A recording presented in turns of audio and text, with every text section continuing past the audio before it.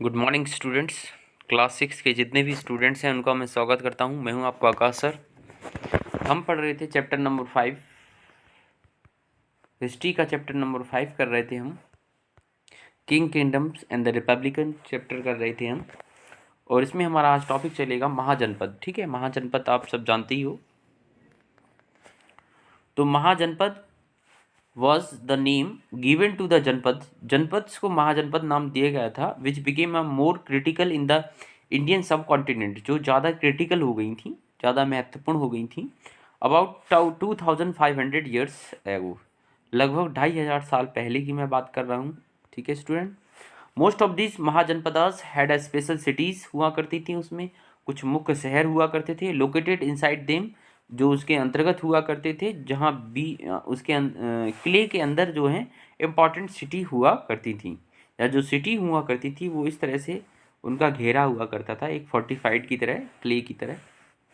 Fortification जो किलाबंदी होती थी, refers to the practice of building massive walls of wood, लकड़ी की एक तरह के वॉल बनाई जाती थी। ठीक है, ब्रिक्स या ईंट भी, या फिर stone around a piece of land. ठीक है, एक जगह के चारों ओर। ठीक है, आगे चलते हैं students. Forts were most likely made in these cities because of the people the capital were afraids and attacks from the rival kings. अन्य राजाओं से बचने, अटैक से बचने के लिए जो है इस तरह के फोर्ट बनाए जाते थे। ये इतना बड़ा वो नहीं है। Building of forts protected the people of the city, जो लोग थे, जो सिटी के लोग थे, वो उसे प्रोटेक्शन करते थे, उसकी प्रोटेक्ट करते थे, है ना। पोटेंशियल थ्रेट्स एंड अटैक्स, जो चोरों से बचने के लिए। आगे हैं student. Fortification enabled the rulers of the land to control the people living inside the fortified area or more easily. जो फोर्टिफिकेशन था, किलाबंदी था, वो एक तरह से इसलिए भी बनाया जाता था, ठीक है, रूलर्स के थ्रू, जिससे कि वो कंट्रोल कर सकें उस एरिया को। ठीक है, उस क्षेत्र को क्या कर सकें, कंट्रोल कर सकें। ठीक है स्टूडेंट। आगे है the building of the fortification required massive planning. Fortification के लिए, किलाबंदी के लिए एक मैसिव प्लानिंग होनी चाहिए, एक बेहतरीन प्लान होना चाहिए था। And thousand if not lakhs bricks to be prepared, बहुत सारी लाखों और हज़ारों ईंटें होनी चाहिए थी, तभी तो किलाबंदी होती है। The fortification therefore needed enormous amount of the labour, बहुत ज़्यादा लेबर चाहिए, मजदूर चाहिए थे।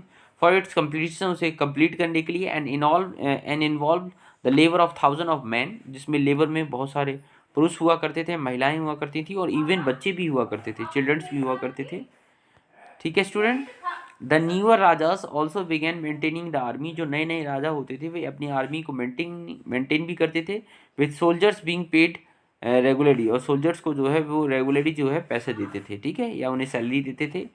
द किंग और राजा maintain the soldiers throughout the year, जो राजा या किंग हुआ करता था पूरे साल जो है सोल्जर्स को मेंटेन करता था, उनकी अपनी आर्मी को। Some of the payments were made by the punch mark on coins of paper और silver. This is important. Payment जो होती थी पंच मार्क के थ्रू होती थी, कॉइन्स ऑफ कॉपर और सिल्वर, या तो कॉपर के कॉइन हुआ करते थे या फिर सिल्वर के कॉइन हुआ करते थे। ठीक है, अब इसमें इंपॉर्टेंट है, एक मिनट रुकिएगा, मैंने आपके लिए एक इमेज लाया हूँ, उसे आप देखिए। ठीक है, ये इंपॉर्टेंट है स्टूडेंट, ये इमेज मैं दिखा रहा हूँ आपको विकिपीडिया के थ्रू। ये एक इमेज है, महाजनपद की एक इमेज है ये। एक मिनट वेट करिएगा बस। हाँ, ये महाजनपद है। ठीक है, महाजनपद के बारे में जान लेते हैं थोड़ा थोड़ा सा। जो कैपिटल अलग अलग थी, हर एक महाजनपद की लैंग्वेजेस देख लेते हैं। पाली थी, है ना, प्राकृतिक थी, और संस्कृत, 3 लैंग्वेज यहाँ बोली जाती थी। रिलीजन एंशियंट हिंदुइज्म था, ठीक है, या और बुद्धिज्म था। ठीक है, मेनली बुद्धिज्म था यहाँ पे, वैसे बौद्धिस्ट थे सब। आगे है गवर्नमेंट, जो रिपब्लिक्स थी, ठीक है, इस तरह की ये मैंने बताया है। ठीक है, ये इंपॉर्टेंट थी इसलिए मैंने ये बताया। अब मैप में देख लेते हैं इसको स्टूडेंट, एक मिनट। ये महाजनपद का मैप है, इसे थोड़ा ब्रॉड कर लो। हाँ, ये महाजनपद का मैप दिखाया गया है, देखो किस किस तरह से जो महाजनपदें थी। तो यहाँ आप देख सकते हैं, यहाँ देखो कुरु जनपद है ना, मत्स्य जनपद, ठीक है, और अवंती, ये इंपॉर्टेंट है, अवंती की राजधानी उज्जैनी थी। ठीक है, अवंती की राजधानी कहाँ थी, उज्जैनी थी। आगे है Magadh, this is important. Magadh को एक बार मैं जूम कर देता हूँ, मगध जनपद को देख पा रहे हैं आप। मगध की जो राजधानी थी वो थी राजगृह, जहाँ तक आप देख पा रहे हैं वहाँ देखिए आप। मगध की जो कैपिटल थी वो थी राजगृह, ठीक है। काशी जनपद की बनारस थी, ठीक है। कौशल की अयोध्या थी, ठीक है। कौशल जो नरेश थे, ये कुछ इंपॉर्टेंट जनपद मैंने दिखाई हैं आपको। ये साउदर्न पार्ट है, ठीक है। अवंती की तो उज्जैनी मैंने बता दिया, मत्स्य, ठीक है। ये सब कुछ महाजनपद थे इंडिया के। तो चलिए चलते हैं अब अपने मेन पार्ट पे। और ये आपके भी एक मैप भी दे रखा है, आप उस मैप को पढ़िएगा स्टूडेंट, ठीक है। आगे चलते हैं टैक्सेस के बारे में कि टैक्सेस कैसे लिए जाते थे। तो टैक्सेस किस तरह से लिए जाते थे ये देखते हैं student. Taxes were considered the resources with which the rulers और राजास of the Mahajanapada maintain their wealthy lifestyle. Tax क्यों लिए जाते हैं? क्योंकि अपनी लाइफ स्टाइल को अच्छा करने के लिए, ठीक है, लोगों से टैक्स वसूल करते थे, कर लेते थे जो राजा थे। Since more resources were required for building and fortification, यानी बिल्डिंग बनाने के लिए और जो किला बनाने के लिए उन्हें, बिल्डिंग मतलब किला बनाने के लिए उन्हें ज़्यादा जो है रिसोर्सेज की आवश्यकता थी, यानी संसाधन चाहिए थे। मेंटेनिंग द बिग आर्मी, अपनी आर्मी को मेंटेन करने के लिए। The people having land were required to pay the taxes to the ruler, जो खेती किया करते थे वे रूलर्स को, जो राजा हुआ करते थे, उन्हें टैक्स दिया करते थे, ठीक है। These taxes were control by the officials and well collected regularly. जो ऑफिशियल हुआ करते थे राजा के, वो उन्हें कंट्रोल किया करते थे रेगुलरली, ठीक है। Tariffs on crops, tariff on crop, ठीक है। जो फसल हुआ करती थी उस पर टैरिफ होता है। Tariff on crops were the most important since most people were farmers. Tariff लिया जाता था फसल पे, ठीक है, क्योंकि ज़्यादातर लोग फार्मर हुआ करते थे। 1/6 of the produce crop was the tax.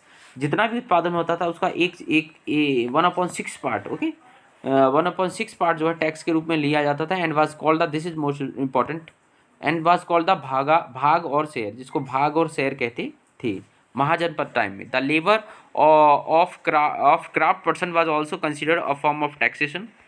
जो लेबर थी या जो क्राफ्ट पर्सन थे उन्हें भी एक टैक्स के रूप में, उनसे भी टैक्स वसूला जाता था। हर्डर्स, जो चरवाहा हुआ करते थे, use to pay animals and animal products as taxes.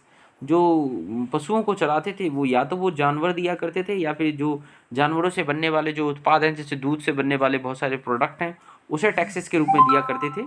Traded goods were also taxed, ठीक है। जो जिस माल का जो है व्यापार किया जाता था उस पर भी टैक्स वसूला जाता था। Hunters and gatherers paid taxes to the raja. जो हंटर हुआ करते थे, ठीक है, जो शिकारी हुआ करते थे और जो चीज़ों को इकट्ठा करते हैं, वे भी राजा को टैक्स पिया करते थे। In the form of forest produce, और किस फॉर्म में? फॉरेस्ट प्रोड्यूस होता है, जंगल के जो उत्पाद होते हैं उनके फॉर्म में। तो this is over from me, I hope you will understand that. उस मैप को आप अच्छे से पढ़ लीजिए।